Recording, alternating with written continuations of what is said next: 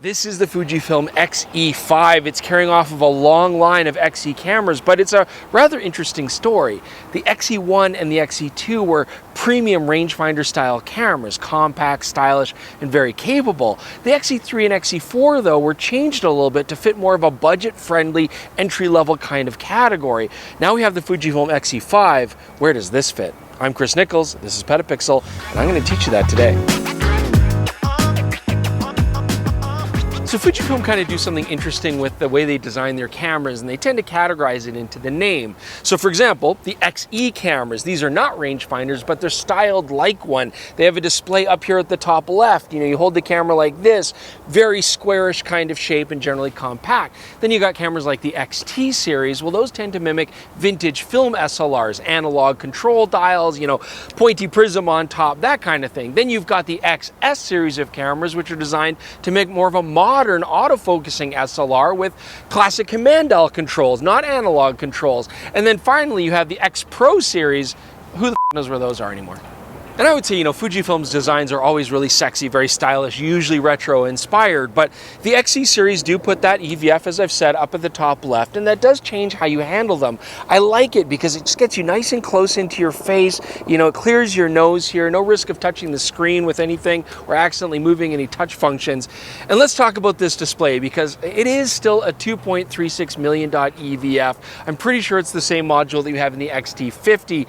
So I was hoping for more of an upgrade there. I mean, I always like higher resolution, but there is an important saving grace, and I have not seen this before.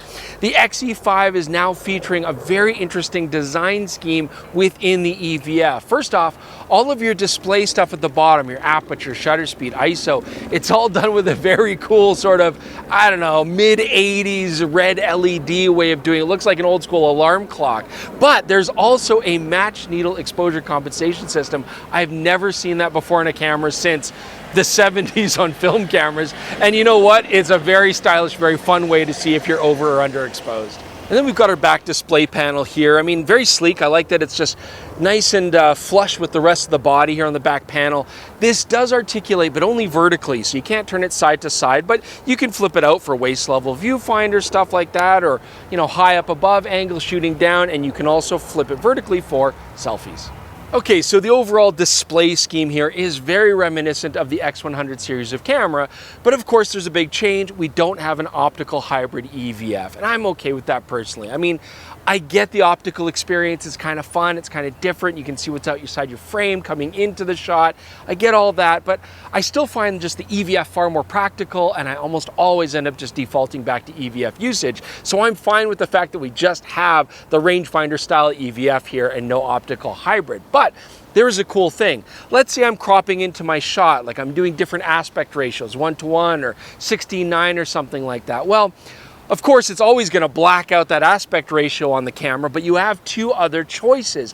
I can actually have it be semi-transparent. So if I was doing square, I would still be able to see what's coming into my frames in a semi-transparent way. Or I can also just have classic frame lines, so I can absolutely see what's going to happen out there. So I do like that I still have that option.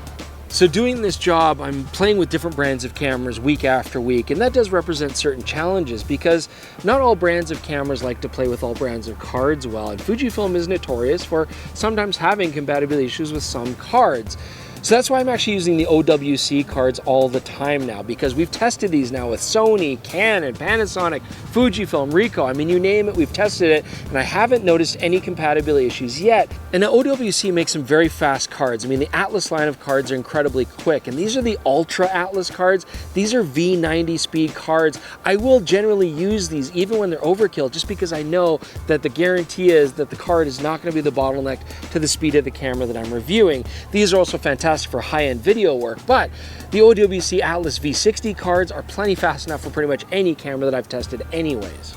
And these are an investment, and OWC appreciates that because they're giving you a lot of support after you buy them. So first off, you can use the OWC app. This will give you any sort of technical documentation on the cards, but it'll also keep you up to date with notifications on any new firmware. And then you can use their Energize software to update that firmware. And that means if there are technical issues that come down across the line or compatibility problems with future cameras, the updates of the firmware can fix those problems. So if you're looking for fast and reliable cards, I can absolutely attest that these have been really good for what we're doing here. If you need reliability and you need speed, consider an OWC card. Let's pop it in and let's go shoot this camera.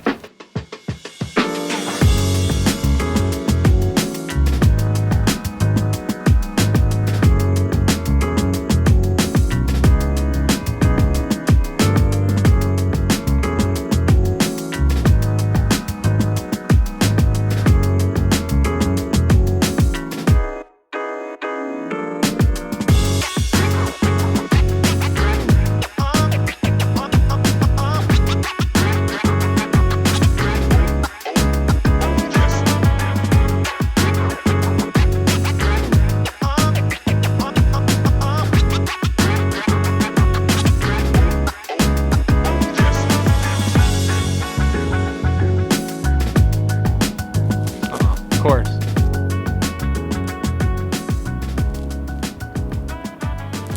Story of my life.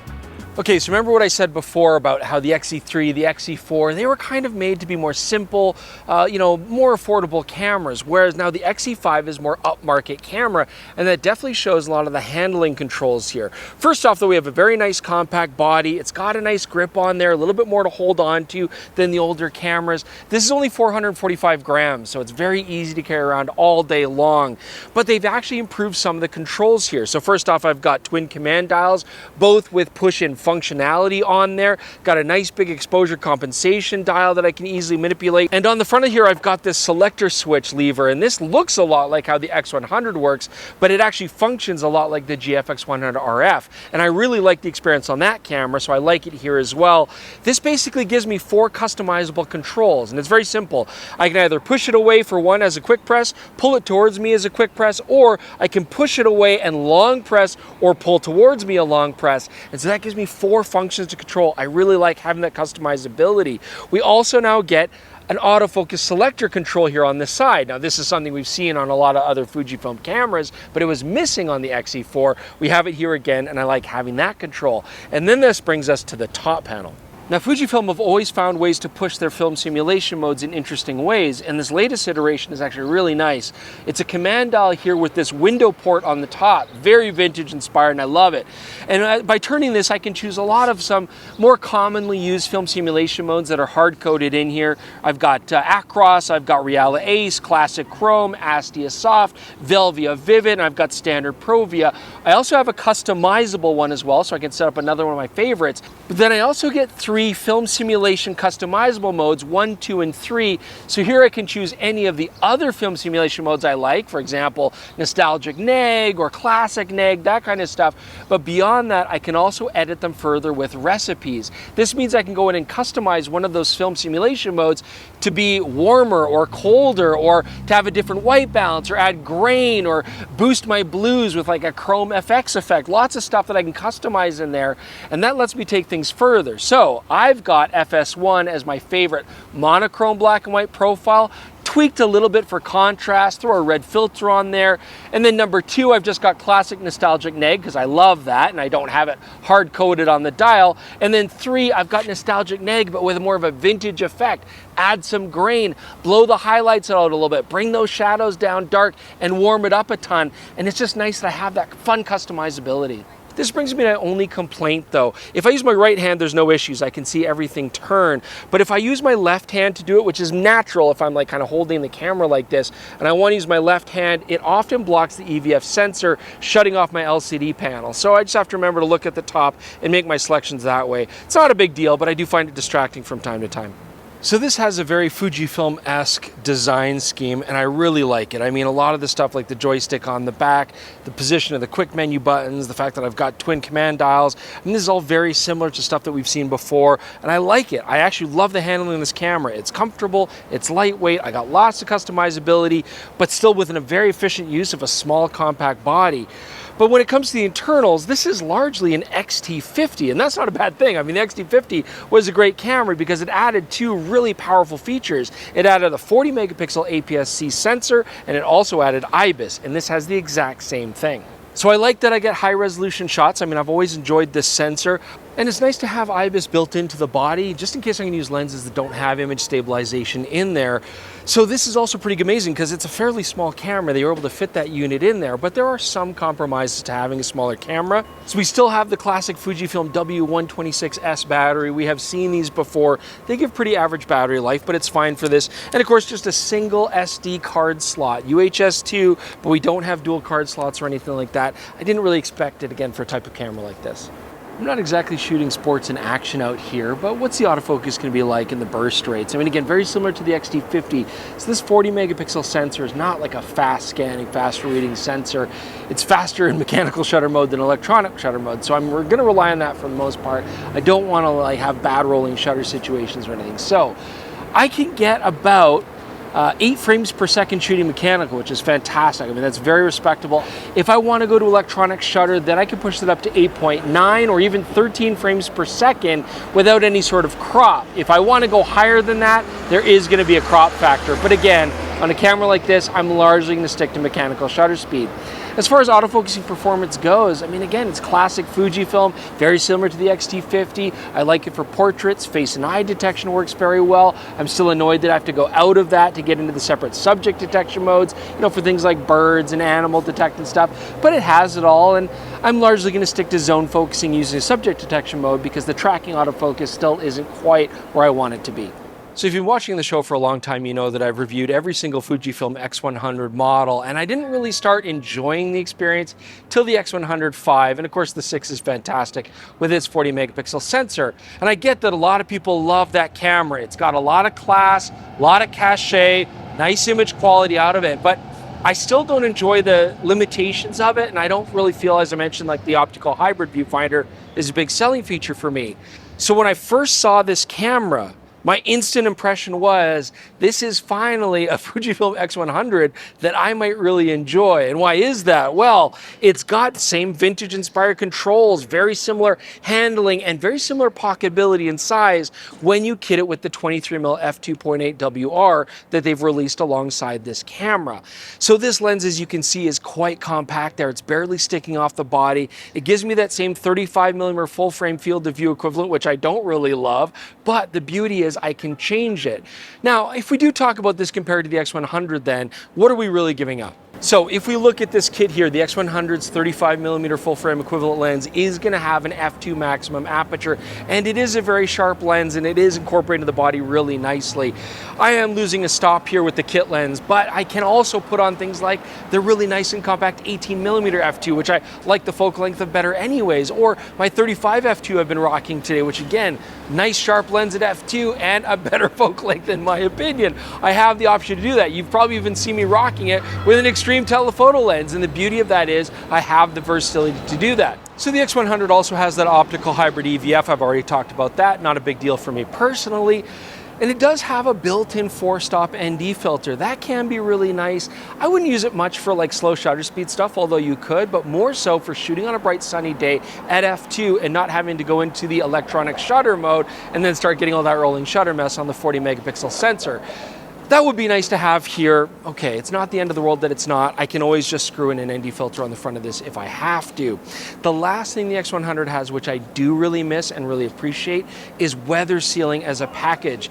And this does not have that, because as much as this 23mm lens is weather sealed with that rubber ring, the body is not. That means, you know, the occasional little bit of rain, no big deal, but if it's really coming down, I don't get the ruggedness or peace of mind that the X100 package would give me. Now, we're not going to do a full review on this lens, but why don't I just give you a little mini review, because it does come with this camera as a kit. So first off, super adorable, only 90 grams, incredibly lightweight. I've already talked about how compact it is. This is a 23mm f2.8 fully weather sealed 39mm filter thread on the front, so you can put on those ND filters that you feel you might be missing. This has a true aperture ring, really nice click stops on there, and it actually has this nice little manual focus ring at the front too. Look at that. So What about how it performs optically? Well, 2.8 lens is usually quite sharp. This is no exception. We're getting really good center sharpness wide open at f2.8. I'm happy to see that, and the corners are quite consistent. Now, shooting this here on a bright sunny day, flare is very well controlled. You can see it's actually incredibly minimal. We're not even getting much ghosting at f2.8, and stopping down the lens doesn't seem to really make that increase in a big way either. Now, what about the bokeh? Okay, so this is a 35mm full frame equivalent lens with an f2.8 aperture. It's not exactly like made for super shallow depth of field, but as you can see here, the bokeh is fairly clean, a little bit of cat's eye at f2.8, and I mean, the bokeh is okay. There's some schmutz in it, it's not bad, but fairly clean. I'm not worried about this lens. What I do like is the backgrounds when they are autofocus look soft and smooth. All right, it's Jordan here to talk about the video capabilities of the X-E5. And if you're looking at primarily a video camera, well, you should really just be looking at the XS series. Those have sensors and body designs that are far more suited for recording video. But if you're grabbing the X-E5 as a photo camera and just wondering, hey, can I get some decent video out of it? Well, yes, you can, but with some caveats. For starters, while we do get a 3.5mm microphone jack, if we want to actually monitor our audio, we have to get a USB-C adapter to a 3.5mm and then plug wired headphones in order to properly monitor your audio. But the biggest limitation with this camera comes down to the sensor, and it's the same issues that we saw in the X-T50, the X100 VI. You can shoot full width 4K, but that is subsampled. So rolling shutter is not bad, but you're going to get a real lack of detail recording in that mode. Now, we do have two more detailed modes. There's the 4K HQ and the 6.2K recording, but 6.2K is not open gate. It's 16:9, and it's just using a smaller crop of the sensor. As well, the rolling shutter in this mode is really bad, and the 4K HQ is taken from this signal. So you have the exact same issues if you're using the 4K HQ. As well, you can do some 4K slow motion. This has 4K 60p, but you guessed it, there's some limitations there. This also incurs a crop, and again, it's subsampled, so just not terribly detailed video, which kind of brings me back to my original point. I think that the X-E5 is going to be totally fine for the occasional video clip, but if you're really interested in video, there's better options from Fujifilm available. So basically everything that I liked about the Fujifilm X-T50, I like about the X-E5, because they are internally quite similar cameras, but there's something about this more compact styling and some of the novel features they've added to the design that makes this camera not only a little bit more transportable, but also honestly more fun to use in a shooting situation. But all of this fun is going to come with a higher price. And I know when the Fujifilm X-T50 came out, one of the biggest complaints was it's expensive. Given all that extra technology it has, it is priced fairly high. And this is going to be a similar thing. In fact, if you look at the Fujifilm X100 VI, this camera with the 23mm f2.8 or an X-T50 with its 16-50 zoom lens, you're all going to be roughly in the same area as far as price goes. So which way do you go? Well, I think the X-T50 is pretty straightforward. If you like that more SLR styling and you want to have a zoom lens as your main kit lens, that's a great choice. I'd say for me personally, I definitely like the styling of this camera better than the X-T50, and I do like the way it handles a little bit better as well. So really the main competition for me is, do I go this way or an X100 VI? And I think a lot of people are going to be looking at that. Yes, with this kit lens, there are some downsides that we've talked about, but I do still appreciate the fact that I can change lenses here. For me, that's a huge selling feature, even if this does work out to be a little bit more expensive, especially when you start buying other glass. But I do also believe that this camera offers, from a practical standpoint, roughly the same size and handling as an X100, and also from a design and aesthetic standpoint, very similar cachet and very similar aesthetics. So I feel like this around your shoulder walking around all day could be just as fun and just as stylish, but when you need it to be, can be far more versatile than an X100 camera. This also means that if Fujifilm is going to come out with an X Pro camera in the future, which is still a big mystery, it would really have to engage something brand new sensor, new technology we haven't seen before to really make it worth it. Because otherwise, we got three cameras at similar prices with similar technology, doesn't leave room for a fourth. Anyways, I hope that you guys enjoy this. We make these reviews so you can be the judge if the X-E5 is right for you. Leave your comments below. Let us know what you think about that. Do listen to the PetaPixel podcast as well. It's on this exact same channel, or you can just listen to it on all your favorite podcasting apps. Again, big thanks to OWC for being the sponsor for this video. And do consider getting a PetaPixel.com membership so you can peruse the website ads-free. You can get discounts on the merch store and see all of the JPEG and RAW files that we shoot on our reviewable copies for you to download and play with. Thanks for joining us. We'll see you soon with more on PetaPixel.